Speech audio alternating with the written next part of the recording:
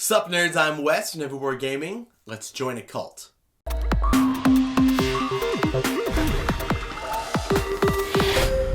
Yes, you heard that right. The theme for Sacred Rites is we are all part of a cult together. And everyone at the table is, or most people at the table, depending on player count, is a member of the cult. They are a true believer.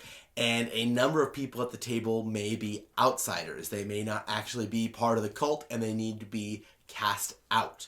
And the way the game works is we have these envelopes here, and some over here too, that have these crowns on them. And we are going to take the rite and secretly slip it into this envelope. And then the first player is going to pick up the envelope and look at it. And most of the envelopes have this cutout on the back. And I'll put some pictures up because I'm sure you can't really see it that well. But there is a word on the card, and with the cutout, you can see that word. Now, 1 to 2 of the envelopes may have no cutout and just say outsider. So, basically, if you have a cutout, you are a member of the cult, and when you pick this up, you will be able to read the word through the envelope. And if you are an outsider, you stick the card in there and you cannot read the word. So it is really important that when you pass the card around, you don't look at it, you slide it into the envelope, you look, you put it down, you carefully pull the card out and slide it to the next player without flashing it to the table, because obviously if people see what it is, then the game is ruined. Once everyone's had a chance to look at the card, and if they're part of the cult, see what it is, if they're not part of the cult, to pretend like they saw what it is, you are each going to take one of these traditions, look at it, and then in any turn order, it's not like going around the table, it's just whoever wants to go first, you are going to declare what the tradition of your cult is based on the tile that you have. So this one is color. So if this card we had here is mountains, I could say that the color of our cult is gray, because I'm thinking like a gray mountain. I may say the color of our cult is white. I'm thinking like a snow-capped peak. It could be green. I'm thinking of the trees on the mountainside. Regardless, all I say is the color of our cult is blank. And then the next person goes and they could say the sound of our cult is whoosh. Or however they want to say it. They can say the sound of our cult is boom, boom, boom. Whatever sound you think a mountain makes. Or you could say the drink of our cult is fresh spring water. The season of our cult. That's a tough one for mountains. The offering of our cult could be bears. And so you have a lot of creativity to what you can say. And you want to give something vague enough that if the person who is not part of the cult is not able to guess what the cult is, the cult of mountains or the cult of whatever card is in this deck, but specific enough that the other cult members identify you as a member of the cult.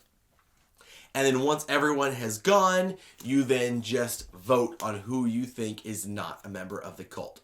So this game is very similar to like Spyfall, and actually in some of their marketing they compared it to Spyfall, except for that the rounds play a lot faster, and instead of really interrogating people, you each just get to say one thing. And I think that's like both better and worse than a game like Spyfall. If you really like the interrogation and the questions and the deceit and like trying to really figure it out and talk together and gang up on people, then Spyfall is going to be a much better game. But if you don't want that pressure, and at most you just want to guess one word and then just be done with it, you're going to enjoy this game a lot more. And also the rounds do play a lot faster. Personally, I do prefer games that have a little bit more chunk to them. This one, because you only said the one word, we actually had rounds where like we voted on somebody who did see the word just because they were too obscure, and the person who had no idea like just lucked out. And I think that you do kind of get lucky with this one because it's not in any turn order. You could like wait till the end or wait till the middle and kind of try to like piece things together. I don't know, overall it felt pretty random to me. Like, you could luck out, you know, you could get, the tradition is smell. The smell is stinky. The smell is fresh. The smell is fresh cut grass. Like, those, some of those can be like vague enough that you may be able to get it. And it could be that you're like metal. If I said the smell is fresh for metal, obviously like that has nothing to do with it. But there's just so little to go on, because the example earlier, the mountains are gray, metal could also be gray, and so like that just doesn't give me enough to give anything but just some generic guess. I also was a little iffy about the theme of it. It could very easily, like if you're playing with your kids, I don't want to talk to my kids about cults and what that means and just have them ask me, like, Daddy, what's a cult? But you could have it like my club. Your club is all about this thing, and this person doesn't actually know what the club is about. So the theming is iffy. It doesn't really match the artwork to me, so you can make it whatever you want it to be. Realistically, I felt like this game wasn't really a great fit for me personally, just because I would prefer something like Spyfall to this game, because I do like the locations and the asking questions and going around and trying to narrow it down. Like just the team aspect of we're all ganging up on this person, and it could be that like the person who doesn't know is part of that ganging up and they're egging you on, and like you're able to really, it feels more social to me because you're actually able to like defend yourself and talk it out. Like this really isn't, it's a deduction game, but it's not really social deduction because there's not a huge social component to it. But if you did play something like Spyfall and you thought that was too much, it was too long, or it was like too social for you, then this could be a great like balance of those games, and maybe this fits perfect for your group.